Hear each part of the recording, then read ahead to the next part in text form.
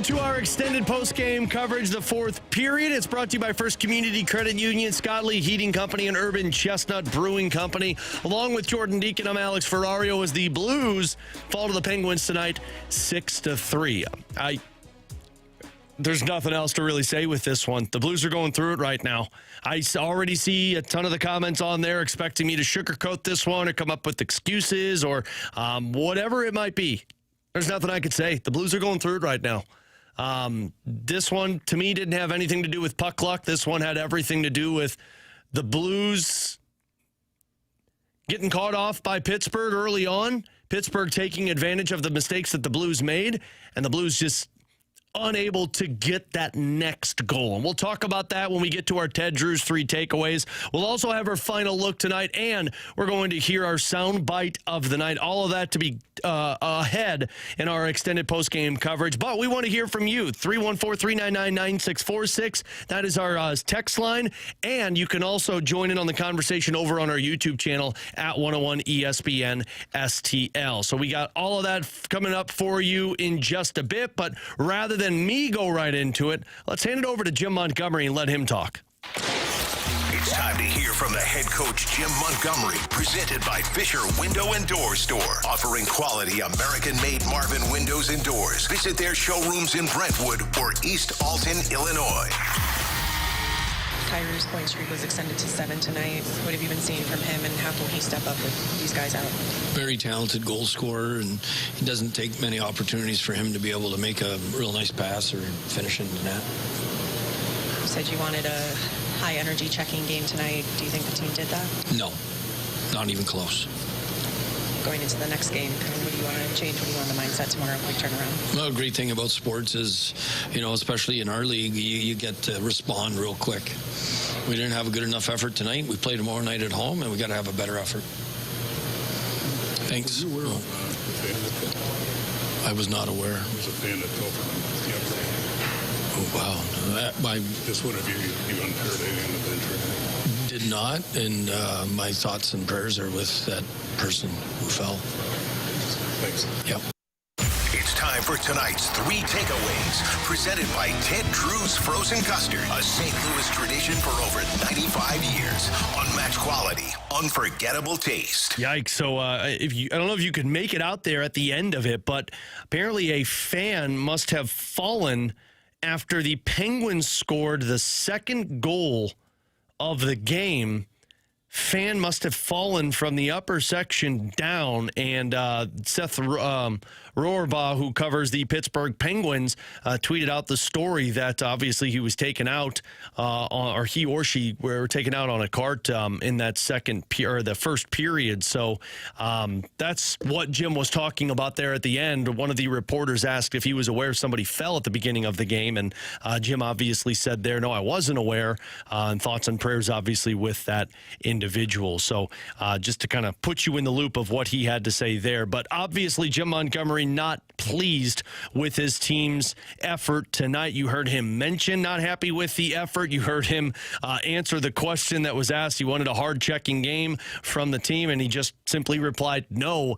That's the first takeaway in this one. I mean, we said this before last year, and our good buddy Jamie Rivers on the Fast Lane always says that, they're getting the answers to the test. The Blues are being told how they need to perform. Jim Montgomery said it going into this game. He said, we are going to be a hard-working, checking team, and we're going to work our asses off. I don't know if the Blues did that tonight. Now, they had more hits than Pittsburgh, 17-9. That doesn't necessarily mean that they were the more physical team. It just means they didn't possess the puck as more, as Ken Hitchcock liked to say. Now, you could talk about the Blues not having the puck at all in this game, but at 5-on-5, they possessed it 54% of the time. 2 of the 3 periods, they had a better Corsi rating than Pittsburgh. The difference were scoring chances. It was 28-26 in favor of the Blues, but high danger chances, 15-8. And when Jim Montgomery's talking about, when you hear about Jim Montgomery talking about working hard and forechecking, he's talking about getting to the dirty areas. And the Blues did it when they scored the goals tonight. Bukestad's goal, Kyrou's goal.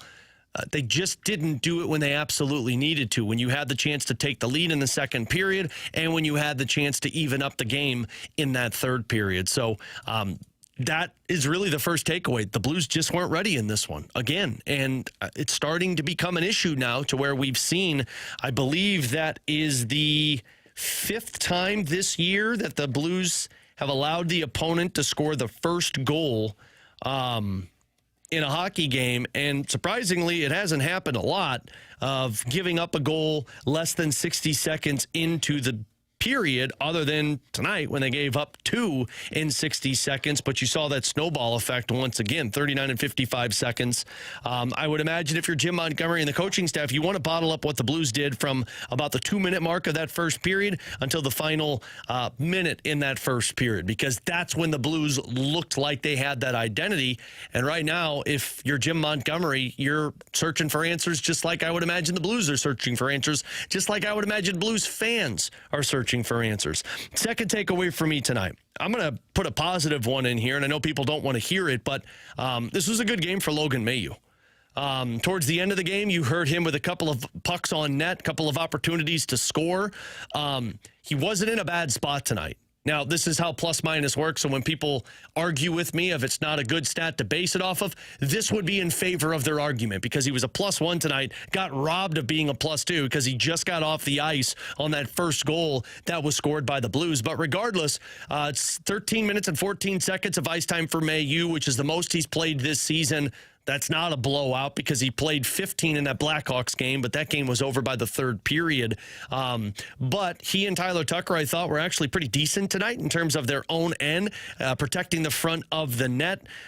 Did not get scored on, if I'm not mistaken, at even strength tonight. But on top of that, you also saw him get involved in the offensive zone. And there were a couple of other bright spots in this game, I thought. Jordan Kyrou had a really good game, had 6 shot attempts, 3 on goal, scored that goal, of course. And then how about Jimmy Snuggerud? I mean, I know Jimmy Snuggerud's only got a couple of goals this season, but he had 8 shot attempts tonight, 3 on goal, 3 that missed the net, 2 that were blocked, and some of that was on the power play for the Blues. So that really was a couple of bright spots in this one. And then third takeaway for me tonight, look, we've talked a lot about the goaltending and how the goalies aren't making the big saves when they need them to, and how goaltending hasn't been up to snuff compared to where it was in the past. And, you know, we played the Doug Armstrong cut, the second intermission of they just don't have anything to fall back on when things aren't working. That's always been their goaltending.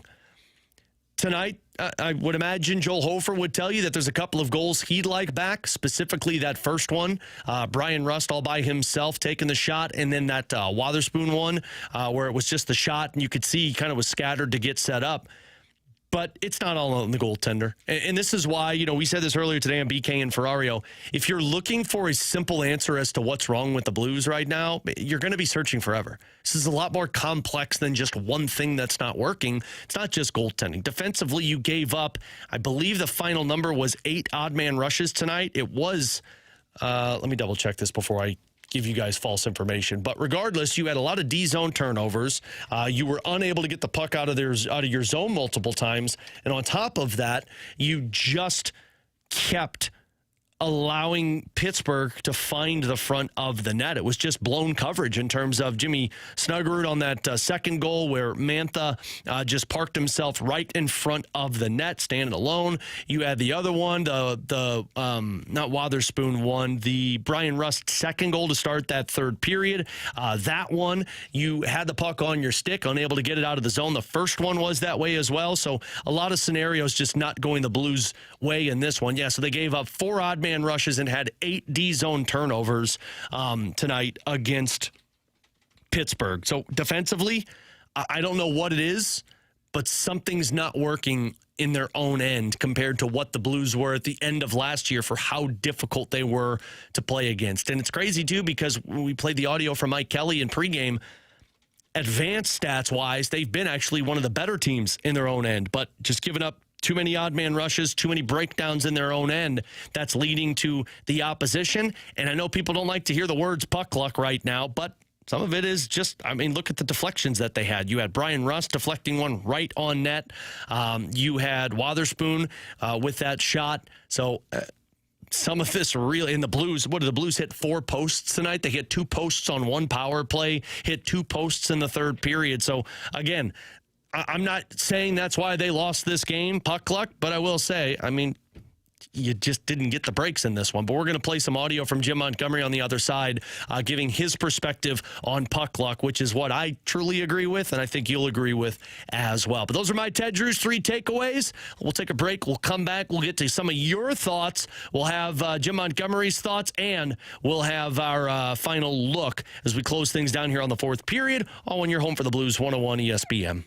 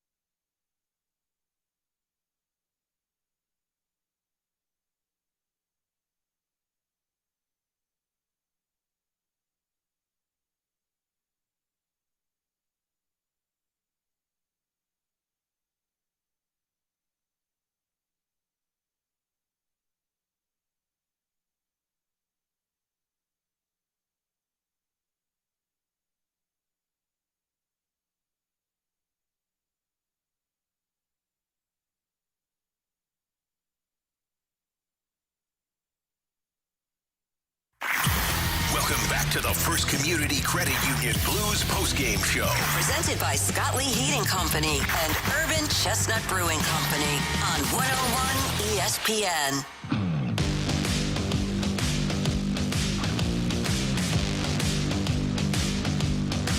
Final time here on our extended post-game coverage, the fourth period. It's brought to you by First Community Credit Union. Along with our producer, Jordan Deacon, I'm Alex Ferrario. As the Blues fall 6-4 to the Pittsburgh Penguins tonight. 4-game losing streak for the Blues. Last time, if I'm not mistaken, they had this long of a losing streak to start the season out was that year that they had the 7-game losing streak. Because last year, they did find a way, and this was something Jim Montgomery said at the beginning of the season, good teams find a way to avoid losing streaks early on. And man, the Blues just, they were doing a really good job of rebounding after a bad game, and then now it's just they can't find themselves out of it. So 2 years ago, the Blues did not have a losing streak of more than 2 games until a 4-game skid in December. And I believe that's when Craig Berube was fired. And then last year, they had a 3-game losing streak the final week of October to Montreal, to Ottawa, and to Philadelphia. But then following that, they had a 4-game losing streak in November. And then, of course, Jim Montgomery was hired around that time. So it's happened before. It's just a little bit deeper into the season. But for the Blues, there's no firing a coach or anything like that. This is it. You're digging yourself out of this hole. And then takes me to this one right here before we get to our soundbite of the night from the 573. This team is just disappointing. Army should be thinking of changes, not necessarily at coaching, but players. I read this because Bill Guerin actually just had a comment. You know, this is the funny part. Like, we're talking about how bad this season is. Imagine being the Minnesota Wild. And I know it's apples and oranges, but, man, Minnesota just signed a guy to, what, an $18 million contract, Kirill Kaprizov? They're 3-5-2, and they've played one more game than you. They've got 8 points. They're a -11, one above you in terms of goal differential. They've scored one fewer goal than you, or I'm sorry, one more goal than you've scored so far this season, and they're 1-2-1 on home ice, where the Blues are 1-3-1 on home ice. And I bring this up because Minnesota's GM, Bill Guerin, was just talked about this and said, look, first of all, teams aren't willing to trade right now. And if they are, what do you think you're going to give up and get in return? And secondly, I'm not going to make a trade right now because I haven't seen what my team looks like yet. This is not the start that we wanted. It's not the start they wanted. But making a trade right now doesn't do anything. You're just making a trade to make a trade. And typically those come back to burn you. So, no, 573, I don't think Doug Armstrong should be thinking of changes in the personnel side. I think this is a matter of you get yourself out of this mess or you're going to be in this mess all season. I mean, I've already seen a ton of messages from people talking about that this isn't the core of this team. This is it. This is the core. They've got no trade clauses on Thomas and Kyrou and Buchnevich. They've invested the money and the time into these players. There's no moving these guys to go out there and bring somebody else in. That's even more of a process to try and reestablish a core. This is it. And this is adversity that they have to figure out how to get out of. Just like they had to figure out how to get out of the adversity last year when the coach was fired and they started off poor and they found themselves out of a playoff spot going into that Four Nations break. You still got plenty of time to dig yourself out of this. And I know people don't want to hear this right now because it's frustrating, and I understand it. I'm not telling you not to be frustrated. This is frustrating for everyone. But this is it. There's no changes that are going to make a difference for this team.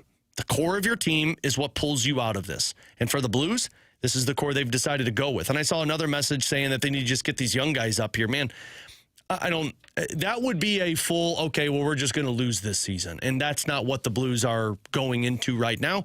They've got a competitive roster.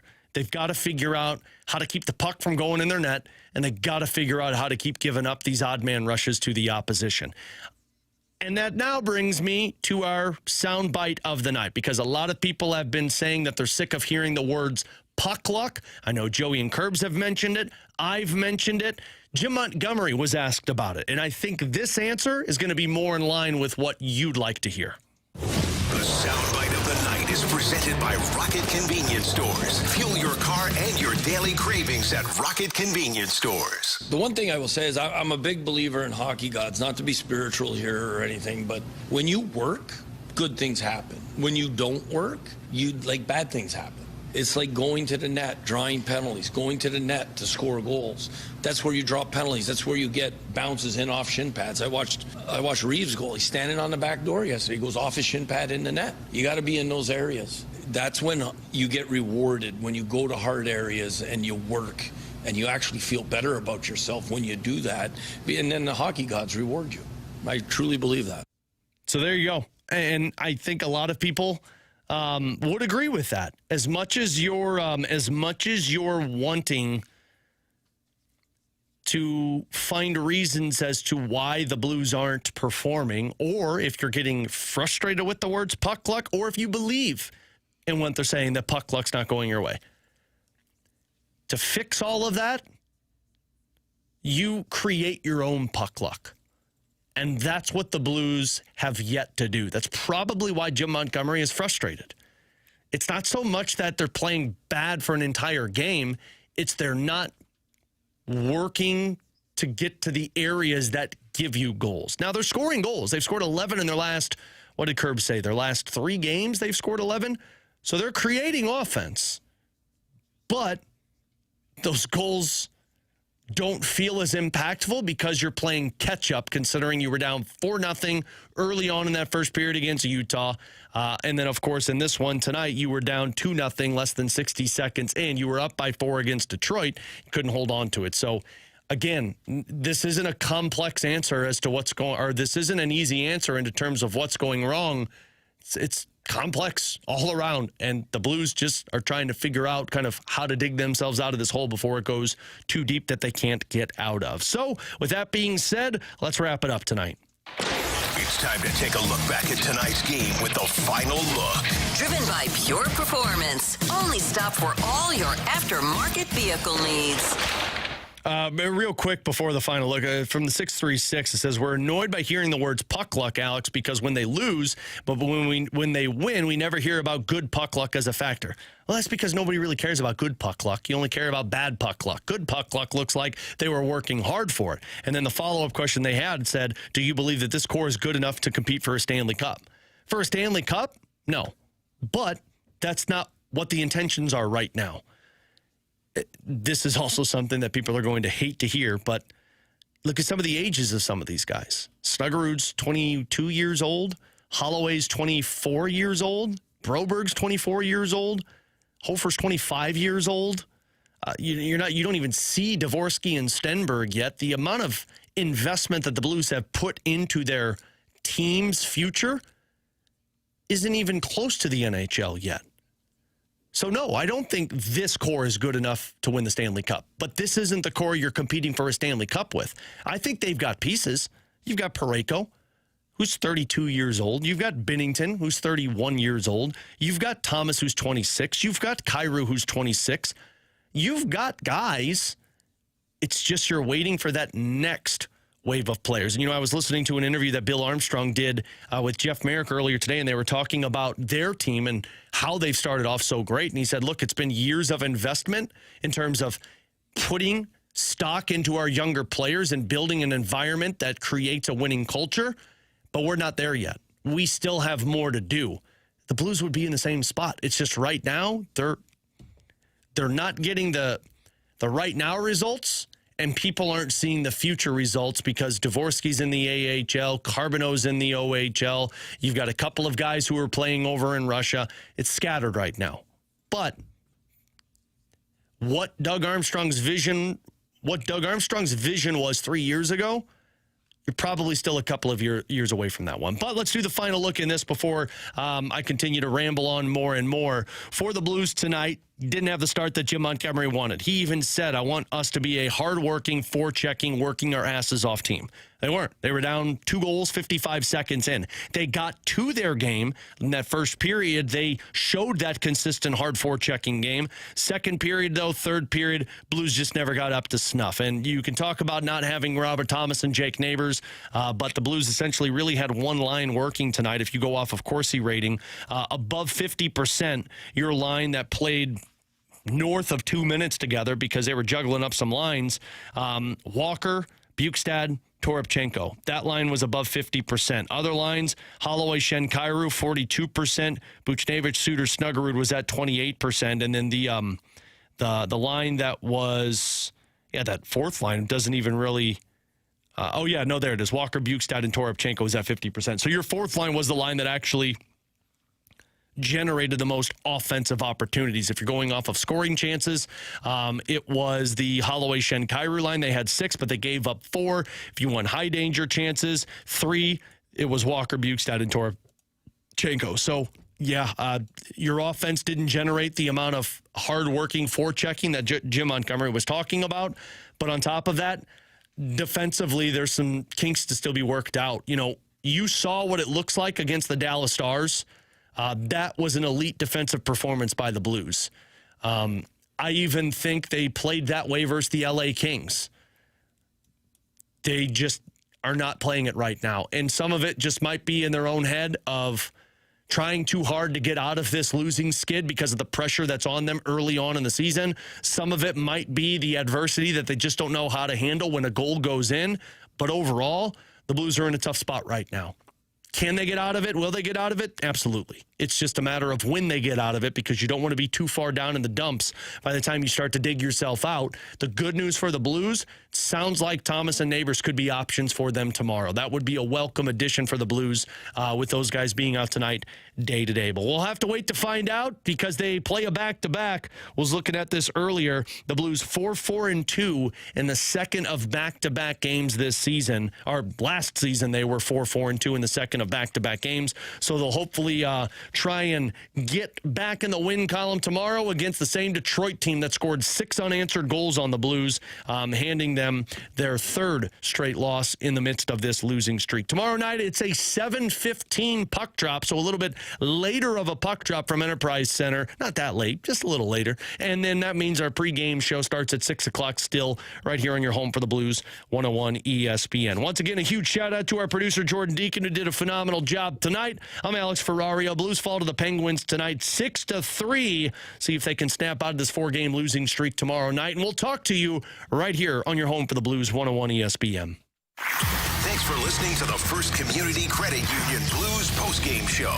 Presented by Scott Lee Heating Company and Urban Chestnut Brewing Company.